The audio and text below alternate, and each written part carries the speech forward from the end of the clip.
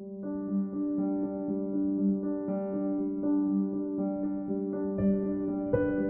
guys, I welcome you all to the day 159 of our series, and in today's session we are going to learn some more usages of will and shall.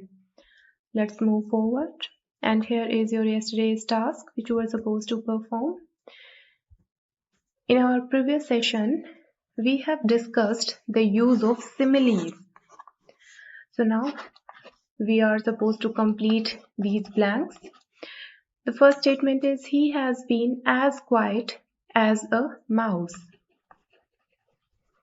Next is I'm sure this new computer game will sell like hotcakes.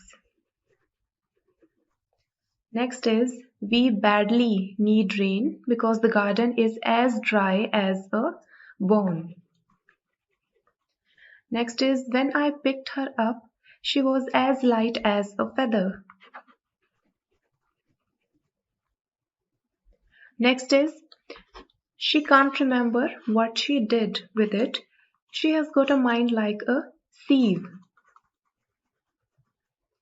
Next is my builder is as strong as an ox.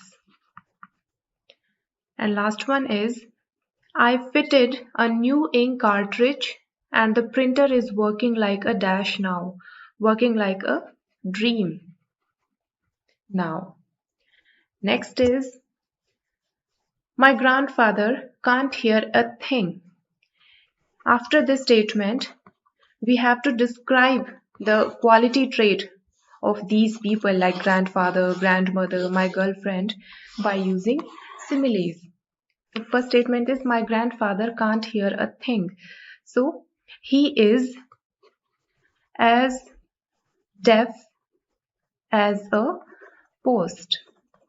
Next is my grandmother can't see a thing. So she is as blind as a bat. Next is my girlfriend needs to put on weight. So she is as thin as a rake. Next is the plan was very successful. So it worked or the plan worked. It worked like a dream. Next is she looked horrified. Or you can also say that she went, because our original statement is given in past tense. So she went or she was as white as a sheet. Next is the children behaved very well. So the children were as good as gold. Next is she is very embarrassed. So she, either you can write went or you can use was as red as beetroot.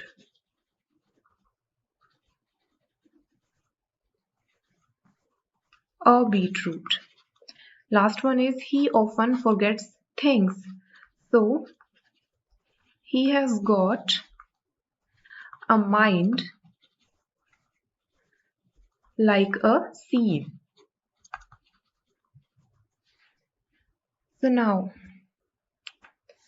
So here is the starting of our today's session. We often use will with probably. Probably means perhaps, means shayad, and I'm sure and I wonder. तो अब start करते हैं. I'll probably be home late night, यानी कि मैं शायद आज घर लेट आऊं. तो यहाँ प्रोबेबिलिटी आ गई, यहाँ पे शायद वाला केस आ गया, परहैप्स का केस यहाँ पे ऐड हो गया है. तो हम विल को इसके साथ में भी इजीली यूज कर सकते हैं. I will probably do this, I will perhaps do this, ये हम यूज कर सकते हैं. नेक्स्ट है don't worry about the exam, I am sure you will पास. अब आई एम श्योर देखिए श्योरिटी है हमें विल से भी, बट स्टिल अगर आप श्योर को यूज कर रहे हो तो वो गलत नहीं होगा. I am sure you will do it. I am sure you will achieve the success in your path. I am sure you will pass. Next है I wonder what will happen. I wonder means I sometimes think. मैं कई बार सोचती हूँ कि क्या होगा. So I wonder what will happen next. और अब देखिए आई थिंक या फिर आई डोंट थिंक, इनके साथ में भी हम विल को फ्रीक्वेंटली यूज कर सकते हैं. एग्जाम्पल में आते हैं जैसे do you think Sara will like the present we bought her, और वी बॉट फॉर हर, दोनों करेक्ट है ये. तो तुम्हें क्या लगता है, डू यू थिंक, क्या तुम्हें लगता है सारा विल लाइक द प्रेजेंट, कि सारा को ये प्रेजेंट अच्छा लगेगा. सो डू यू थिंक ये क्वेश्चन हो गया. आई डोंट थिंक ये नेगेटिव आंसर हो गया. आई थिंक ये पॉजिटिव आंसर हो गया. तो देखिए आई don't think the exam will be very difficult. अब देखिए ये यहाँ पे देखो पास्ट के केस में क्या होता है, कई बार पास्ट से जब हम स्टेटमेंट को स्टार्ट करते हैं, in that case that particular statement should move forward in past tense only. लेकिन ये प्रेजेंट के केस में नहीं होता. अब यहाँ देखिए आप डू थिंक V1 यानी कि प्रेजेंट में हमने स्टार्ट किया था, लेकिन आगे चल के हम विल को यूज कर रहे हैं, फ्यूचर को यूज कर रहे हैं. तो ये जो केस है पास्ट वाला, ये सिर्फ पास्ट तक ही रह जाता है, लिमिटेड है पास्ट तक ही, प्रेजेंट और फ्यूचर में नहीं इंटरप्ट करता. नेक्स्ट है I don't think the exam will be very difficult. और इसी तरह से नेक्स्ट है I am a little hungry. I think I will have something to eat. And here have का मीनिंग ये है I will take something to eat. लेकिन यहाँ पे देखिए हैव के बाद में आप V3 मत ढूंढने लग जाना. यहाँ पे ये हेल्पिंग वर्ब नहीं है. Here have is working as a main verb. I will have. The reply is I don't think I'll go. Okay, this is the next one. I don't think I'll go out tonight. I'm too tired.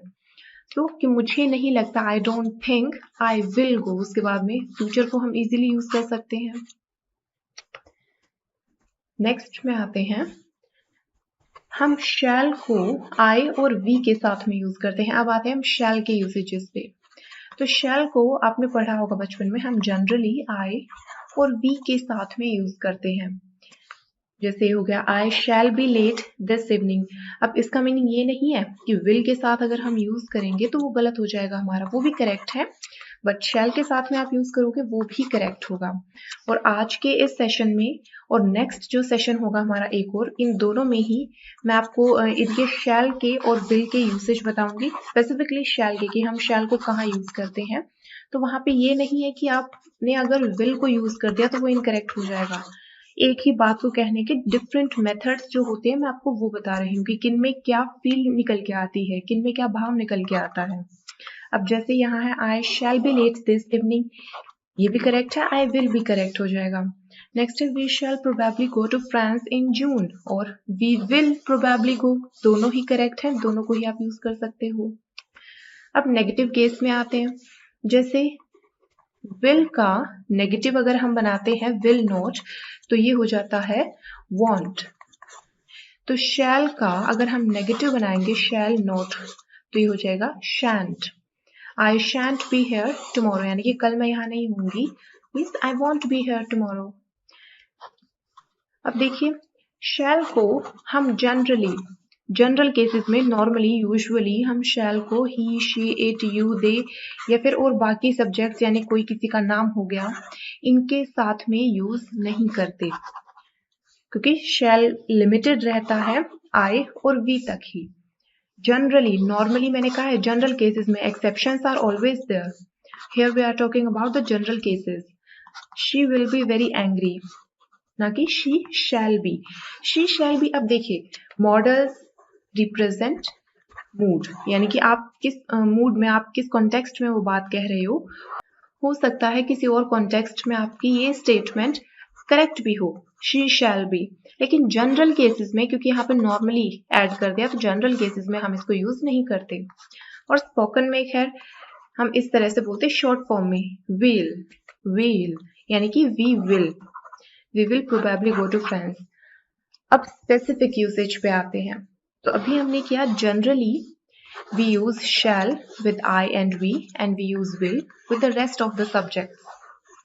Rest of the subjects में आ जाएंगे he, she, it non living objects के लिए, they plural के लिए, और you और name इन सब के साथ में हम will को यूज करते हैं.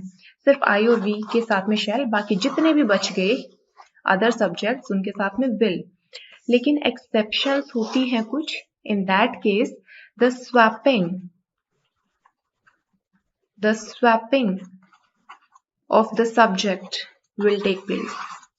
यानी कि वहां पे स्वैप यानी कि बदल जाएंगे चीजें. अब यहाँ आई वी के साथ में जनरल केसेस में हम शैल को यूज कर रहे थे, लेकिन एक्सेप्शंस के केस में आई वी के साथ में हम विल को यूज करेंगे. जनरल केसेस में बाकी सारे सब्जेक्ट्स के साथ में we were using will, but in case of exceptions with all the subjects, with the rest of the subjects apart from I and we have to use shall. क्योंकि यहाँ पे swapping of the subject हो गया है. तो अब exceptions पे आते हैं. एक्सेप्शंस में हो गए हमारे कमांड. कोई भी कमांड अगर दी जाती है तो वहां पे हम ये करते हैं. कमांड में फॉर्मल ऑब्लिगेशन कमांड में ही आ गए. रूल्स एंड लॉज इन्हीं के केस में कमांड दी जाती है, और कमांड है तो कंपल्शन तो होगा ही डेफिनेटली. तो इन सब का अलग पॉइंट बनाने की बजाय मैंने सबको एक ही पॉइंट में कंपाइल कर दिया. नेक्स्ट है प्रॉमिस के केस में. नेक्स्ट है to describe the future formally. यहाँ पे आप कोमा इंसर्ट कर लेना कि फ्यूचर को हम डिस्क्राइब कर रहे हैं लेकिन काफी फॉर्मल वे में, तो वहां पे भी शैल को यूज कर सकते हैं. शैल फॉर्मल स्टेटमेंट्स में ज्यादा यूज होता है. और इसके अलावा टू पुट एम्फेसिस यानी कि जोर देने के लिए किसी बात पे हम इसको शैल को यूज कर देते हैं. डिटर्मिनेशन यानी कि हमने सोच लिया है कि हम ऐसा ही करेंगे, मन बना लिया है पक्का, तो वहां पे भी हम इसको यूज करते हैं शैल को. यानी कि काफी असर्टिव माइंड हो गया है हमारे यहाँ पे. और लास्ट पॉइंट है थ्रेट. तो ये हमारे एक्सेप्शन वाले पॉइंट्स थे. यहाँ पे हम यूज करते हैं शैल को बाकी सारे सब्जेक्ट्स के साथ में apart from I and we. तो चलिए नेक्स्ट पे आते हैं. तो अब देखिए यहाँ पे थोड़ा सा और स्पेसिफाई किया गया है. ये एक्सेप्शन का केस है हमारा.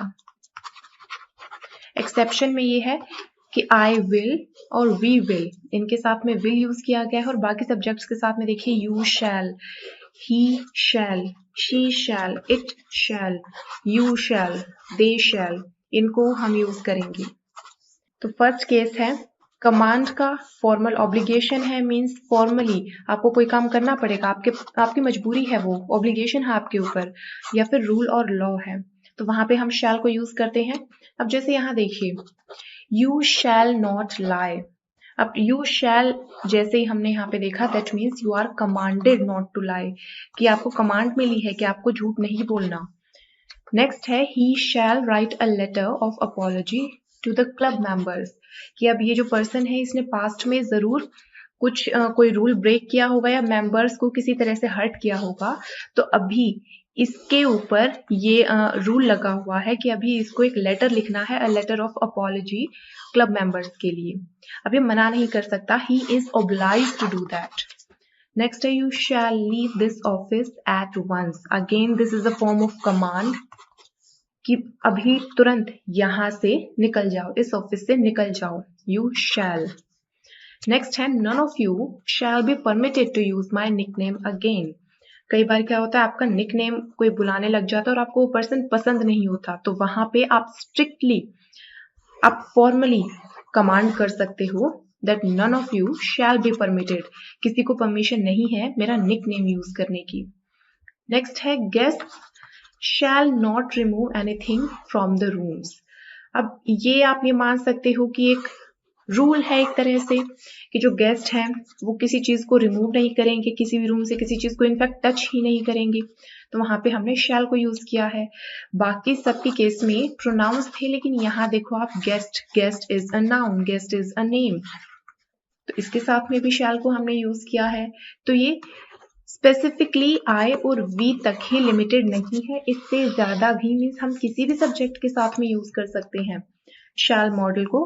बस डिपेंड ये करता है कि आप कहना क्या चाह रहे हो. नेक्स्ट में आते हैं शी शैल ओबे माई ऑर्डर्स. अब यहाँ पे ऑर्डर्स को ओबे करने की बात हो रही है, तो ऑब्वियसली हम यहाँ पे शैल को यूज करेंगे। वन मोर थिंग, अगर यहाँ पे ये होता दैट आई डैश ओबे योर ऑर्डर्स, तो अब आप यहाँ पे विल करते, आई विल ओबे योर ऑर्डर्स, क्योंकि अगर आप यहाँ पे शैल करते हो आई शैल, तो वहां पे मीनिंग हल्का हो जाता है थोड़ा सा, क्योंकि एक्सेप्शंस के केस में जो वेटेज है, वेटेज हमेशा शैल से मिलती है बाकी सब्जेक्ट्स को, और आई और वी को वेटेज मिलती है विल से। यानी आई वी के साथ में अगर हमने विल को यूज किया है और एक्सेप्शंस वाले केसेस हम कर रहे हैं, तो यानी कि यहाँ पे श्योरिटी है। और इसी तरह से जैसे शी है, ये बाकी सब्जेक्ट्स में आता है, इसके साथ में हमने शैल को यूज किया है क्योंकि ये एक्सेप्शन का केस बन रहा है। दैट मीन्स अभी यहाँ पे ये काम तो करना ही पड़ेगा उसे। She shall obey my orders. Next है you shall abide by the law. Abide by the law means you shall follow the rules of the law. आपको फॉलो करने पड़ेंगे। तो इन केसेस में, कमांड के केसेस में आप ये मान सकते हो कि जो shall है it works similarly as must, यानी कि ये must की तरह काम करता है कि आपको करना पड़ेगा। नेक्स्ट है kids shall not enter this room, कि वो नहीं आ सकते, या फिर kids must not enter this room. Next है there shall be no trespassing on this property. Trespass का मीनिंग हो जाता है, अब जैसे ये कोई प्रॉपर्टी है, आप यहाँ रह रहे हो, ये किसी और की प्रॉपर्टी है, आप यहाँ आ जाते हो, एंटर कर जाते हो, तो और इस पर्सन को पसंद नहीं है जिसकी प्रॉपर्टी है, तो वो ये कहेगा that you are trespassing in my property, यानी कि आप उसकी प्रॉपर्टी में ट्रेसपास कर रहे हो। ट्रेसपास यानी कि to go beyond the limit और to go beyond the boundary, कि जहां पे आप परमिटेड नहीं हो आप फिर भी उस बाउंड्री में एंटर कर रहे हो। In that case you are trespassing, you are doing infringement.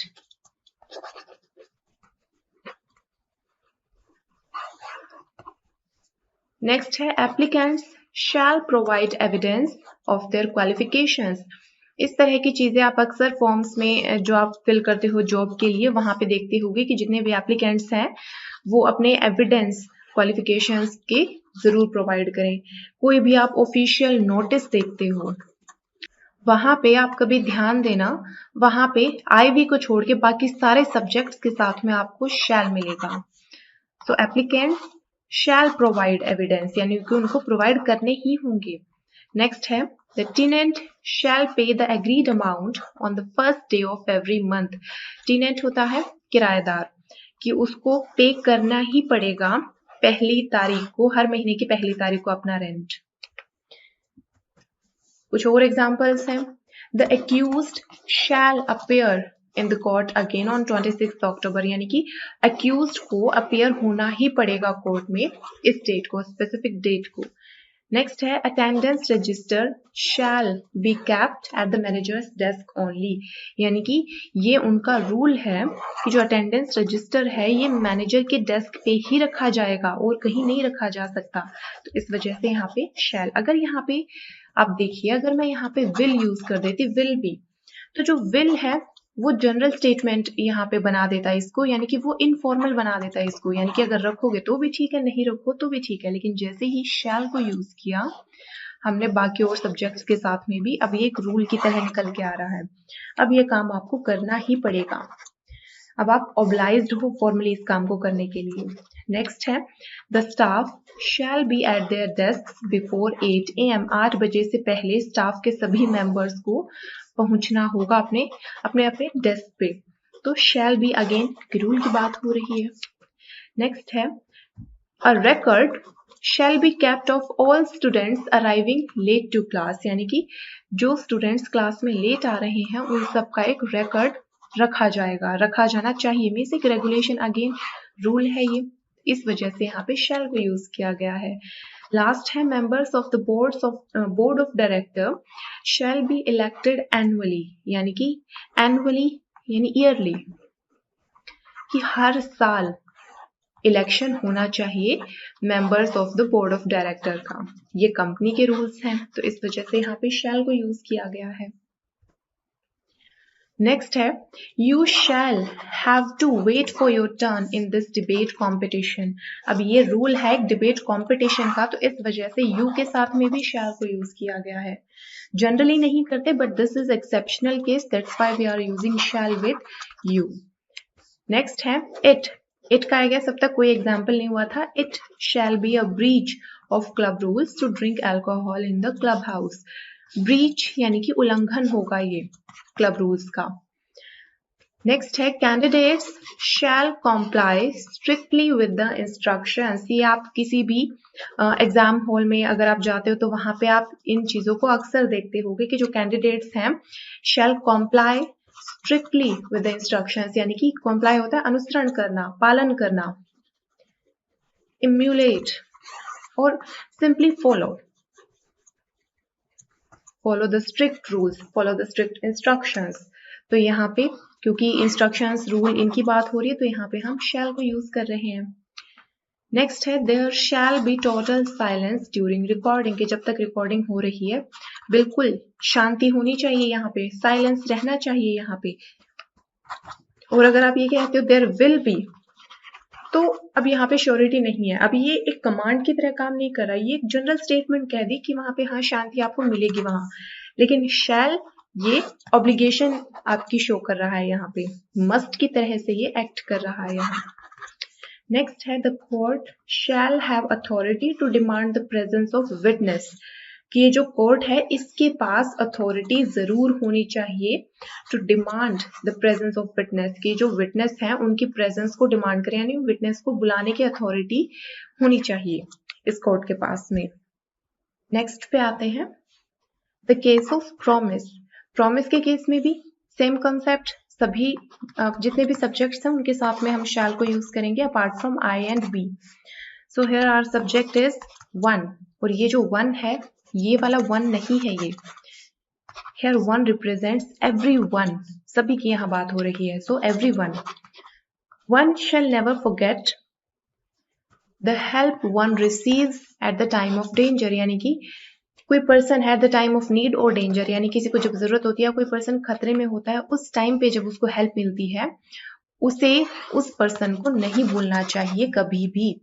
तो ये एक टाइप से आप प्रॉमिस लगा सकते हो यहाँ पे। सो वन शैल हम यूज कर रहे हैं नेवर फॉरगेट।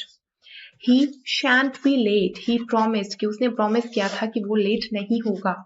अब आप यहाँ पे वांट कर सकते थे, लेकिन अगर आप शैंट यूज करोगे वो बेटर होगा।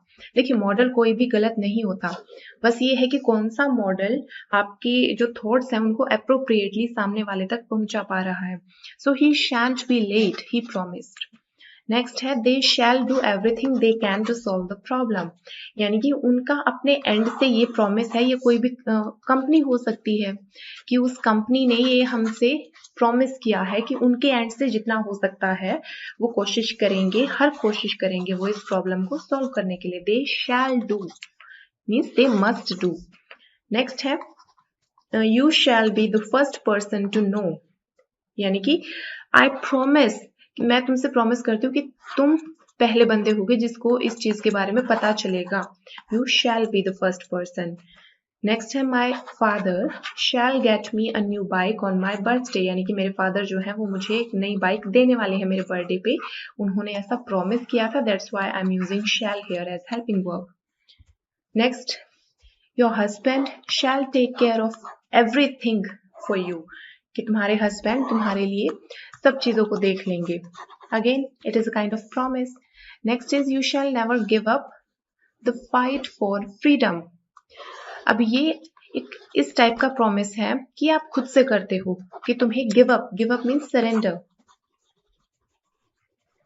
Surrender, you shall never surrender the freedom, the fight for freedom. Next है we will never give up the fight for freedom। इन दोनों सेंटेंसेस को केयरफुली स्टडी करिए। you के साथ हम shall यूज कर रहे हैं, जबकि we के साथ में will यूज कर रहे हैं, क्योंकि I और we के साथ में एक्सेप्शंस के केस में we have to use will। Next है my friends shall be here at 7 tomorrow for celebration। मेरे फ्रेंड्स यहाँ पे आ जाएंगे कल 7 बजे। तो ये एक टाइप से प्रॉमिस है कि उन्होंने कहा था कि आ जाएंगे, तो वो कल 7 बजे यहाँ आ जाएंगे सेलिब्रेशन के लिए। और इसी स्टेटमेंट में अगर माय फ्रेंड्स की बजाय यहाँ पे अगर ये होता है आई, तो आई के साथ में यहाँ पे आप ऐड करते will, I will be there at 7. Next है he shall be in the office on Monday at 10 AM. अब ये उसने कहा था कि वो जरूर आएगा. He shall be means again he must come there. और यहाँ ये नहीं है कि आना चाहिए, सजेशन नहीं है ये एक प्रॉमिस है कि वो करेगा, वो डेफिनेटली करेगा, ऐसा वो आएगा. Last statement is you shall receive all the money that is owed to you. पहले एक बार इसका मीनिंग देख लेते हैं. ओ, अगर मैं ये कहती हूँ that you owe me an apology, तो इसका मीनिंग हो जाता है कि तुम्हें मुझसे माफी मांगनी है. तुमने कुछ गड़बड़ की थी और अब उसके लिए तुम्हें मुझसे माफी मांगनी पड़ेगी. You owe me एक माफी उधार है तुम पे, so you owe me तुम्हें मांगनी है मुझसे. तो वही है something that is owed to you, यानी कोई ऐसी चीज जो तुम्हें दी जानी चाहिए, तुम्हें मिलनी चाहिए जो चीज. You shall receive all the money, ये प्रॉमिस है कि तुम्हें तुम्हारी सारी मनी मिल जाएगी जो एक्चुअल में तुम्हें मिलनी चाहिए थी. You shall receive. तो अभी आते हैं हमारे लास्ट सेक्शन पे और आज हम करेंगे फ्रेजल वर्ब्स. फ्रेजल वर्ब्स किसी भी स्टेटमेंट को इनफॉर्मल वे में कहती हैं, यानी कि अगर हमें इनफॉर्मली अगर कुछ बोलना है तो वहां पे हम फ्रेजल वर्ब को यूज करते हैं. और फॉर्मल वर्ड्स, खैर फॉर्मल अगर हमें मेथड यूज करना है तो फॉर्मल के लिए तो फॉर्मल वर्ड्स होते हैं. जैसे यहाँ फर्स्ट स्टेटमेंट में देखिए, if you talk someone into doing something, तो यहाँ पे हमारी फ्रेजल वर्ब बन जाती है ये टॉक इनटू, ये होगी हमारी फ्रेजल वर्ब. और ये एक इनफॉर्मल मेथड है. इसका फॉर्मल इक्विवेलेंट जो है वो हो जाता है परसुएड. परसुएड यानी कि राजी करना, मीनिंग दोनों का सेम है, लेकिन परसुएड एक फॉर्मल टर्म है और इनफॉर्मल ये हमारी फ्रेजल वर्ब है talk into. If you talk someone into doing something, that means कि आप उनको राजी कर रहे हो वो काम करने के लिए. नेक्स्ट है to talk someone out of doing something. अब पहले था टॉक इनटू और इस बार हमारी फ्रेजल वर्ब हो गई टॉक आउट ऑफ समथिंग. तो टॉक आउट का मीनिंग इसका कंप्लीटली ऑपोजिट हो जाता है, क्योंकि इनटू का ये था मनाना, तो आउट का अब इसका ऑपोजिट मीनिंग हो जाएगा. परसुएड का ऑपोजिट मीनिंग हो जाता है डिसवेड. डिसवेड यानी कि नाराज कर देना, फिर मना कर देना, सिंपली किसी चीज को करने से मना कर देना. If you talk someone out of doing something, that means you are prohibiting them, you dissuade them from doing it, क्या आप मना कर रहे हो उनको. If you bring a topic up in a conversation, तो यहाँ हमारी फ्रेजल वर्ब होगी bring up. ये जो वर्ड बोल्ड में गिवन है ये हमारी फ्रेजल वर्ब होगी bring up. Bring up means raise करना, उठाना, किसी मुद्दे को, किसी टॉपिक को उठाना. तो वहां पे हम ये करते हैं bring up. Bring up usually हम उस केस में भी यूज करते हैं कि जैसे बच्चों का पालन पोषण करके उनको बड़ा किया गया है, तो वहां पे हम करते हैं ब्रिंग अप, और वहां रेज को भी हम यूज कर सकते हैं. नेक्स्ट है if you get your ideas across to someone. Get across to someone यानी कि आप उनसे कम्युनिकेट कर रहे हो साफ तौर पे, clearly. You communicate with them clearly. वहां पे आप इसको यूज करोगे गेट अक्रॉस. मीन्स आपने अपनी बात आसानी से सामने वाले तक पहुंचा दी, क्लियरिटी के साथ में. नेक्स्ट है if you butt in on a conversation, that means you are interrupting that conversation. Interrupt, तुम इंटरफेयर कर रहे हो उनकी कॉन्वर्सेशन में, तुम रोक लगा रहे हो. और ये जो फ्रेजल वर्ब है, प्लीज इन्हें आप फॉर्मल जगह पे कभी मत यूज करना. नेक्स्ट है if someone drags out a discussion, यानी कि कोई चीज ड्रैग का मीनिंग होता है खींचना किसी चीज को. तो ड्रैग आउट कॉन्वर्सेशन यानी किसी कॉन्वर्सेशन को खींचना, जितनी लंबी वो नहीं होनी चाहिए, अननेसेसरीली उससे ज्यादा लंबी बनाना दे, प्रोलॉन्ग इट. सो प्रोलॉन्ग इसके लिए एक फॉर्मल वर्ड हो जाएगा. नेक्स्ट है if you own up to something. Own up का मीनिंग हो जाता है कन्फेस करना, कि आपने कुछ गड़बड़ की थी और अभी आपको कन्फेस करना होगा. You own up. नेक्स्ट है if someone goes on at you। अब यहाँ देखिए on को भी यूज किया गया है और at को भी यूज किया गया है। एक्चुअल में फ्रेजल वर्ब तो ये है goes on और go on और at you यानी कि तुम्हारे ऊपर, तो ये at you एक साथ में है और इसका मीनिंग हो जाता है क्रिटिसाइज, यानी कि वो लोग तुम्हें अब क्रिटिसाइज कर रहे हैं, तुमने पहले जो किया है कोई काम उसकी वजह से। नेक्स्ट में आते हैं if you hit back at someone who has criticised you.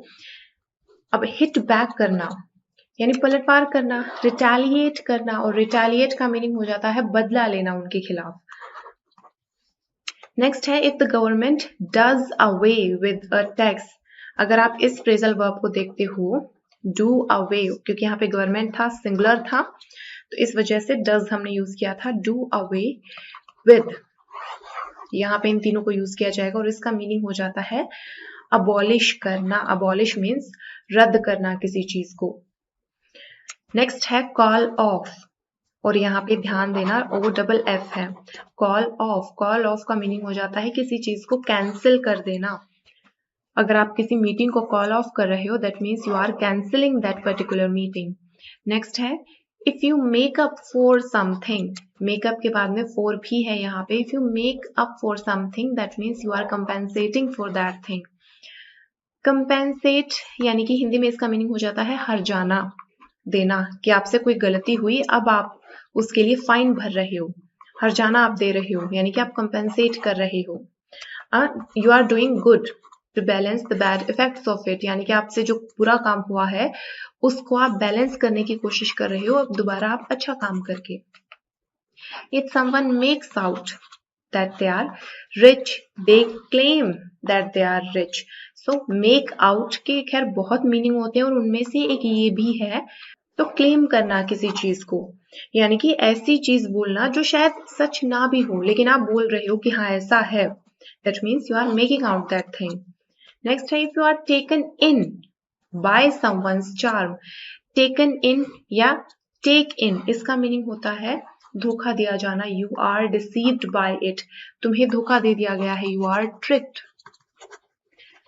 Bye it. Next है if you have a row with someone and then make it up with them. कि अच्छा अब यहाँ देखिए if you have a row with someone, यानी कि आपका किसी के साथ में कोई डिसएग्रीमेंट हो रहा है और उसके बाद में and after that you are making it up with them, means उसके बाद में आप सुलह कर रहे हो। तो मेक इट अप, मेकअप या मेक इट अप, इसका मीनिंग होता है रिकंसाइल, और रिकंसाइल का मीनिंग होता है सुलह कर लेना। पहले कभी डिसएग्रीमेंट थे लेकिन अभी आप दोबारा से फ्रेंड्स बन गए हो, that means you have reconciled. Next है if you take a machine apart. Take something apart यानी कि अलग अलग कर देना, उनको टुकड़ों में बांट देना।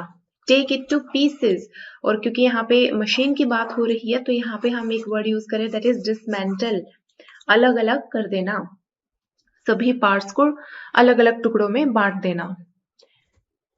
अब ये देखिए ये होगा आपका टास्क, आपको एक एग्जाम्पल यहाँ पे गिवन है, इसी तरह से आपको इनके फॉर्मल इक्विवेलेंट्स जो है आपको वो यहाँ पे नोट डाउन करने हैं। And this is your next task. अब यहाँ पे जो गिवन है आप मेक आउट, ये एंड पार्ट है फ्रेजल वर्ब के। अब आपको देखना है यहाँ पे स्टेटमेंट में कौन सा फॉर्मल वर्ड है जिसके लिए आप इनफॉर्मल फ्रेजल वर्ब यूज कर सकते हो, जिसका एंड वर्ड अप हो सकता है। So guys, thanks for listening and just keep practicing.